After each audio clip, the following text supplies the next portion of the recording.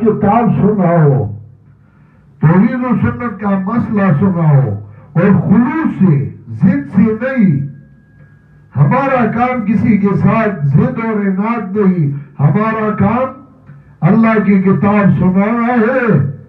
لوگوں کو اللہ کی کتاب کی طرف دعوت دینا ہے، اور اسی جماعت کا خیال رکھنا ہے جو جماعت ہمارے اسلاف نے، حضرت شیخ القرآن نے ہمیں چھوڑا تھا،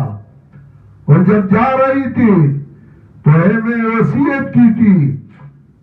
وَمَنْ أَعْرَضَ عَنْ ذِكْرِي فَإِنَّ لَهُ مَعِيشَةً ضَنكًا وَنَحْشُرُهُ يَوْمَ الْقِيَامَةِ أَعْمَىٰ۔ اور حضرت شیخ القرآن نے وصیت کی تھی ہمیں کہ میری موت یہ نہیں کہ آپ مجھے آسودہ خاک کر دیں، میری موت یہ کہ آپ قرآن کریم کی دروس چھوڑ دیں۔ الحمدللہ ثم الحمدللہ، تقریباً 38 سال ہو گئے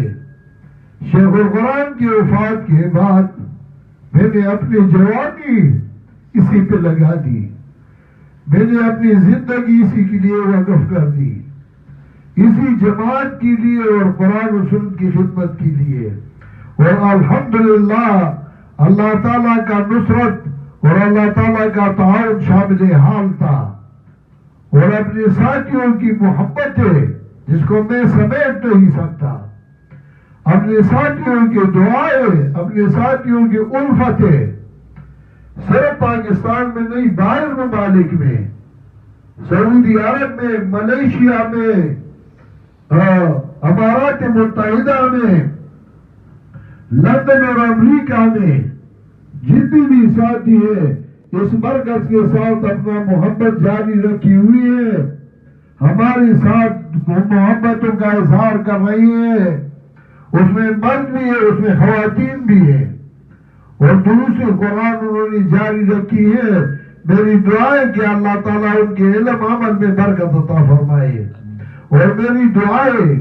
کہ جو علماء، طلباء، عوام ان دروس میں شرکت کر رہے ہیں،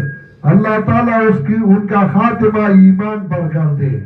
اور اللہ تعالیٰ ہمیں توفیق دے کہ تا آخری وقت ہم قرآن و سنت کی خدمت کریں۔ انشاءاللہ کل میں سورہ حمزہ سے لے کر سورہ والناس تک خلاصہ اور مختصر تفسیر بیان کروں گا، اور پھر اختتامی دعا ہوگی، پھر انشاءاللہ ہمارے دورہ حدیث کے داخلی شروع ہوں گے، اور 21 تاریخ کو بروز پیر ہمارے اسباق دورہ حدیث کے افتتاح کے، اسی طرح حکمت کے وہ دروس شروع ہو جائیں گے۔